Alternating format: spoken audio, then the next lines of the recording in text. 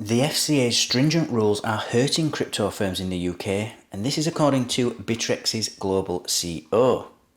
And so in this video, we're going to look at why several crypto firms have decided to suspend services or even exit the UK market in recent months amid strict new marketing rules from the country's financial regulator. Today's episode is sponsored by Cake Wallet, where you can send, receive, and even exchange your crypto right from within the wallet. Cake Wallet is open source and non-custodial, so you control your own private keys. Available today on iOS, macOS, Android, and Linux. And StealthEX, a privacy-centric crypto exchange which enables you to make crypto-to-crypto exchanges anonymously.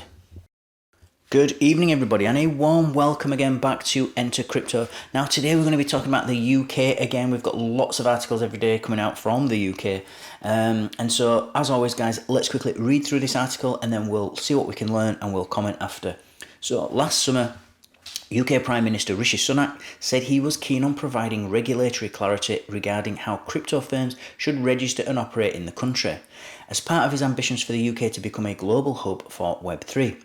However, fast forward several months and some firms have now suspended services or exited the UK market amid strict marketing rules from the country's financial regulator, the FCA. For certain crypto players, the FCA's rather stringent marketing rules are acting as a deterrent and a potential reason to leave the jurisdiction, lawyer and Bittrex Global CEO Oliver Lynch told The Block. Certainly many had questions around the level of consultation and also noted some absurdities resulting from the prioritisation of financial promotion rules over developing a substantive regulatory framework. However, the rules themselves are more or less the same as those that apply to other financial institutions in the UK. So many of us did see this coming, he added. Lynch is a former Shearman and Sterling solicitor with more than a decade of experience deciphering and drafting regulatory policy, particularly in financial regulation, and he's also the former general counsel and current CEO of Bittrex Global, which announced it was winding down in November amid the crypto exchange's own regulatory troubles and falling market share. Keeping consumers safe is of paramount importance, and the best way to do that is by forming a legal framework that is comprehensible enough for the market to remain compliant with, and explicit enough for the regulator, in this case the FCA, to enforce, Lynch said. The UK's new crypto advertising rules regulated by the FCA came into effect on the 8th of October last year, causing complications for some crypto firms, and the new rules, which include a cooling off period for first-time investors, were rolled out in the hope it would make the marketing of crypto products more transparent and accurate, but several firms have found them challenging while others turn to third parties for compliance.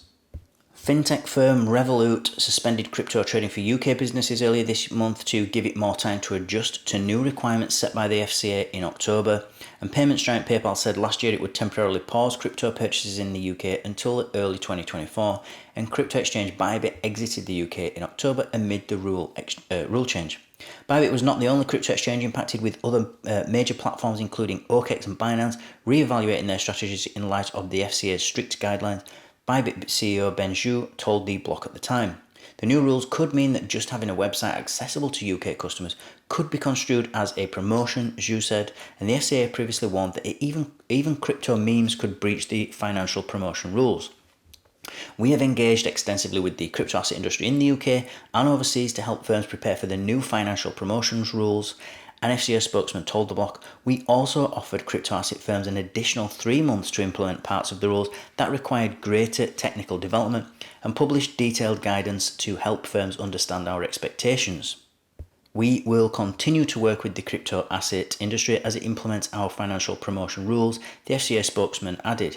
And it just goes on a little bit more about the crypto regulation process. The only reason I'm not going to keep reading is that I'll put a link below if you want to read it, but I've also covered loads of crypto regulation in the past, so it's all stuff that I've already covered. But like I say, feel free, I'll put the link in the description box, and then feel free if you want to read further to click on that.